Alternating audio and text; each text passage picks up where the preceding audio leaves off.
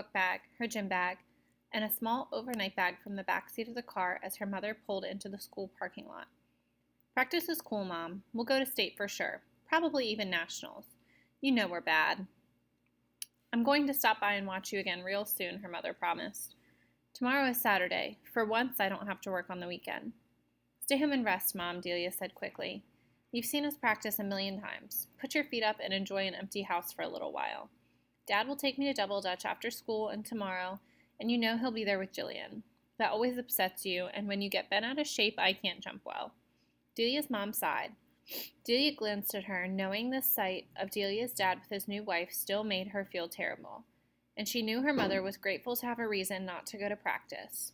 Delia usually spent every other weekend with her father and Jillian. Delia didn't like it much, but she knew she had to make the effort. She loved her dad, tolerated her stepmother, and packed her travel bag every other weekend to keep everybody happy. I love you, Mom, Delia said as she kissed her mother on the cheek. She gathered her bags and got out of the car. I'll call you tomorrow. See you Sunday. She waved once more and headed up the walkway to school. Hey, Yo-Yo, Delia called when she noticed Yolanda's bouncing ponytail a few feet in front of her. She was walking with Charlene. Yolanda turned and waved. You got enough bags, girl? Charlene asked as Delia trudged up the sidewalk toward them. Book bag, gym bag, dad bag, Delia said as she shifted the bags onto her other shoulder. Oh yeah, I forgot it was your daddy weekend. How's Miss Jillian? She's okay. She doesn't hassle me, which is cool, Delia answered. Did you hear the latest? Yolanda jumped with excitement. I just got here. What's up? Delia asked. The Tollivers are planning something, Yolanda replied in a hushed voice. Who says? Charlene asked. Planning what? And how do you know? Delia demanded. Something secret. Something big. Something terrible, Yolanda said slowly, with mystery in her voice. I heard a girl on the bus say she read about it on a website. So what makes you think it's true? Delia asked skeptically. Everything on the web is true, Yolanda asserted with conviction in her voice. It's the new place for truth and information in the world. Yeah, right, Charlene said sarcastically. Information, maybe. Truth, I doubt it, Delia said as they walked to their lockers. Don't go spreading stuff unless you're sure, Yo-Yo. I wouldn't want the Tollivers to find out you've been telling lies on them. Be careful what you say. She's right, Yolanda, Charlene added. You don't want them mad at you. Then they ought to find that girl on the bus. She started it, Yolanda retorted. I gotta get to the bathroom to put on some lipstick. Jessie is in my first bell Spanish class, and I gotta look good. Adios. She headed down the hall, digging in her purse for her makeup as she walked. She didn't see the Tollivers as they turned the corner. Delia saw the collision that was about to happen and cried out, Yolanda, look where you're going. But she couldn't get the words out in time.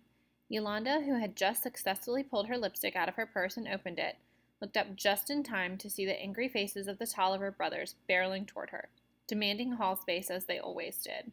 She had no time to jump out of the way, and the edge of her lipstick brushed across the back of Taboo's hand as they pushed by her. Taboo stopped abruptly and looked at the bright red stain on his pale brown skin. Titan turned and stopped as well, and both of them walked toward Yolanda as she backed toward the lockers, fear showing plainly on her face. You did that? Taboo's words were both a question and an accusation. He lifted his lipstick-marked hand and held it menacingly in front of her face. Delia and Charlene and several other kids stood nearby, afraid to interfere, ready to run for help if necessary. Instead of screaming, however, Yolanda took a deep breath and grinned like a cartoon cat. Do you like the color? She asked brightly. She spoke quickly and nervously. We're doing an experiment for my home economics class, testing colors of new lipsticks on the men of the school. Would you like to try another color? Delia listened to her friend in amazement. She knew Yolanda was terrified, but she seemed to be faking it quite well. Taboo said nothing, but continued to stare at Yolanda as if she were a bug to be squashed. Then he did something completely unexpected. He smiled. You got guts, girl. The smile disappeared in a second, and he and his brother turned and continued their usual fierce look and determined stride down the hall. Yolanda slid down the lockers and onto the floor. I thought I was going to die, she said between gasps of air and almost hysterical giggles. That was not good for my weak heart. I think somebody should take me to the emergency room. We were about to call 911 and tell them to bring a mop to wipe what was left of you off the floor, Delia teased as she helped Yolanda up. Only you could talk your way out of a beating by the Tollivers. Did you see him smile? Yolanda asked with amazement. Fear got you seeing things, girl, Charlene said. I don't think the Tollivers know how to smile.